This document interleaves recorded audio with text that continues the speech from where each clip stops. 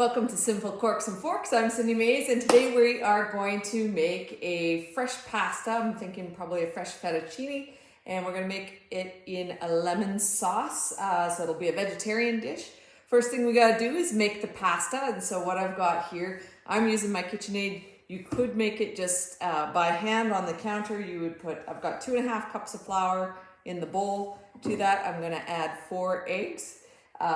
There's a touch of salt, and then just about a tablespoon of olive oil. Bring that together and then knead it for about 30 minutes. If I was doing this without the KitchenAid, I would just put the flour on the cupboard, make kind of a well, add the eggs, and then slowly incorporate the eggs into the flour until it got to the correct texture, which was not too sticky and that you could knead it and let it set. So let's get going here. I'm going to just put the KitchenAid on. We've got, again, flour, just a little touch of salt, and I'm going to slowly incorporate the eggs one at a time, just to bring the dough together.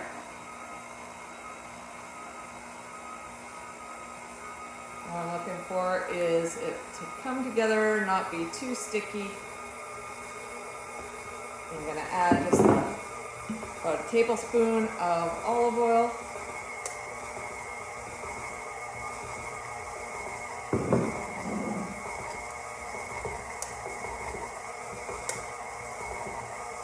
And perfect.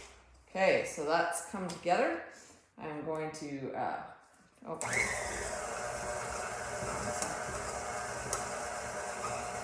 we go. It's not quite there. There we go. Now that it's brought together, take the attachments off. Now I'm just basically going to flour the surface of the counter. I'll bring the pasta dough out. So again, very simple, just basically eggs, flour, touch of salt, and some olive oil. If you want to make the pasta especially rich and velvety in texture, you can use just egg yolks versus the entire egg, which is quite delicious. But today we're going to use the whole egg. So I'm just going to bring that out and bring it together.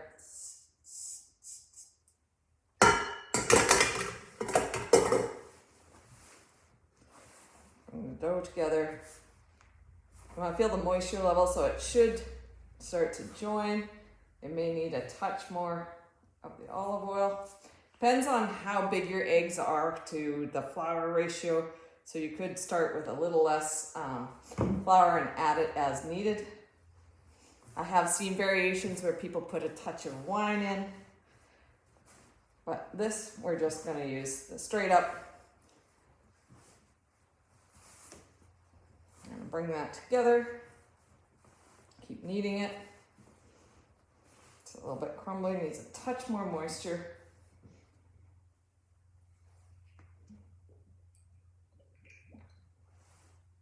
I'm using olive oil for the moisture, the increased moisture.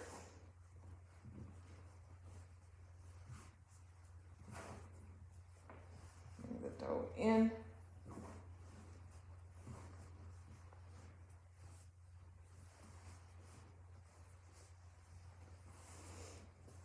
And you keep kneading this for about 10 minutes till it brings it together. Once it's together, we're going to let it rest for 30 minutes, and then we'll come back. We'll add the attachments, and we'll start cutting some pasta, some fresh pasta. We're going to use, I think, fettuccine today. So we'll just keep kneading. I'll come back. We'll get this all fixed up. Okay, so I continue to knead the dough for about 10 minutes just to bring it all together. I ended up adding another egg. Depending on how big your eggs are and how dry it feels, you want to have that moisture level right so the dough comes together and you can work it. And just so you know, there's what it looks like once we got it all pulled together. So now I'm going to just wrap that dough in plastic wrap and then let it rest for 30 minutes, and then we'll come back and start making the pasta. Okay, so now our dough is rested for about 30 minutes. So now we are going to put it through our press so we can get some nice sheets of dough, and then we'll put it through our cutter. We're gonna do fettuccine today.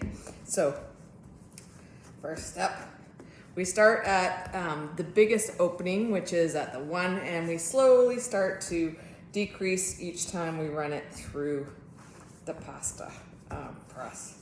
So have it going at a low. I like to just kind of tap it out a little bit before I run it through. All right, there we go.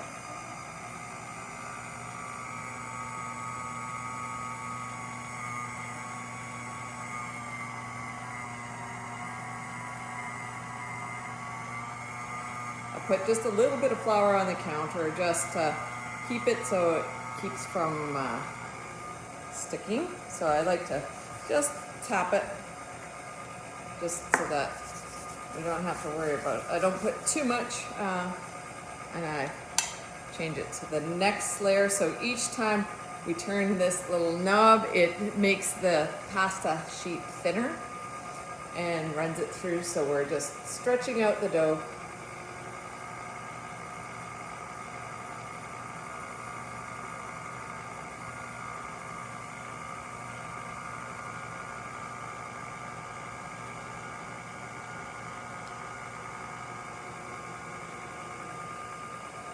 Nice pasta sheets, and depending on what you're planning on doing, I like my pasta a little thinner, so I like to go through one of the thinner settings, but you just keep running it through each setting, presses it again, makes it run just a little bit thinner.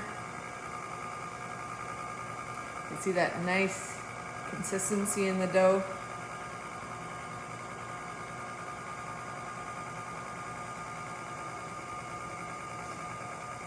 So you could do like a lasagna, you could do tagliatelle, any types of pasta you want. I've got a couple cutters that I have. One is a fettuccine, I've got also a spaghetti one. Okay, so now we're ready. We're going to cut the pasta. So I've switched the head on my KitchenAid. I've put the fettuccine cutter on. So we're gonna make fettuccine, and I'm gonna use the pasta sheets that I just created. I've cut them in half just to make them reasonable length, otherwise it'd be very, very long. You could, depending on what you're wanting to do, you could have it longer, but here's how the cutter's going to work. I'll just move it this way. Okay, there we go. So you can see, cutting some perfect little pieces of fettuccine, which will be my supper tonight. I've got my drying rack over yonder. As these come out, I'll put them on there. I've found that I've been able to freeze some of the fresh pasta, so if I don't eat it all in one go, so now we can see our fettuccine. So if I don't eat it all in one go, I can freeze it and pull it out, and you've got fresh fettuccine. Okay, so as I mentioned, we just finished cutting our fettuccine, and I have the fettuccine cutter, but again, if you don't have the machinery, you could do it out on your countertop and cut your own tagliatelle or pappardelle. And I've just separated these out so they can dry a little bit before I freeze a few. And then in a few minutes, we are going to make a lemon pasta with some of the fresh pasta. Okay, so we are ready to make the lemon sauce for the pasta. And we've got the water boiling, so I've got a pot of water on here. Just some salt in there, just to season the water. That's what we'll be cooking our pasta. So we've got a nice fettuccine that we've made. I've just put a little bit of cornmeal to keep it separating so that it doesn't become a big glob. Hopefully it doesn't. For our sauce, I've got in the pan, I've got about a quarter of a cup, maybe a smidge more of butter, and a bunch of olive oil, the lemon juice, a little bit of the garlic, and lemon zest, just to give it that lemony flavor. Fantastic. And then I've got one of these handy little gadgets, which I quite enjoy, just to squeeze the lemon juice in there. Again, it's 2 lemons that are going into the sauce. I added a little bit of salt and pepper to the pan, depending on how much you like, how peppery, how salty. You can always add salt, so don't add too much to begin with, but you can add to flavor as you go. This lemon's a big boy. I'm just gonna get the sauce going, and then I'll put the pasta in the water because it will take very little time. Very short amount of time, then we're gonna transfer that into the sauce, finish off the dish, and finish up with some fresh Parmigiano Reggiano. And we'll be back in a moment. Okay, so we just put our pasta in. It takes like next to no time.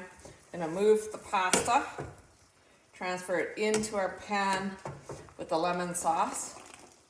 We're not draining the pasta water because the pasta water is the secret ingredient. If our sauce gets too thick, we can add a little bit of that pasta water and make it awesome. And now we just bring the sauce and the pasta together. Just keep cooking it until the pasta sucks up all that sauce. This is looking perfect. So last step, I'm gonna grate some fresh Parmigiano Reggiano into the pasta. Then we'll do a little bit of plating, add a little extra Parma on top. Oh, this looks fantastic. Okay, so here we have it. We've got our lemon fettuccine. I just put a little bit of fresh grated Parmesan on top, drizzle a little bit of olive oil, and finish with a little bit of fresh cracked pepper. And oh, it smells delicious. I know it's going to taste delicious. Okay, now's the test.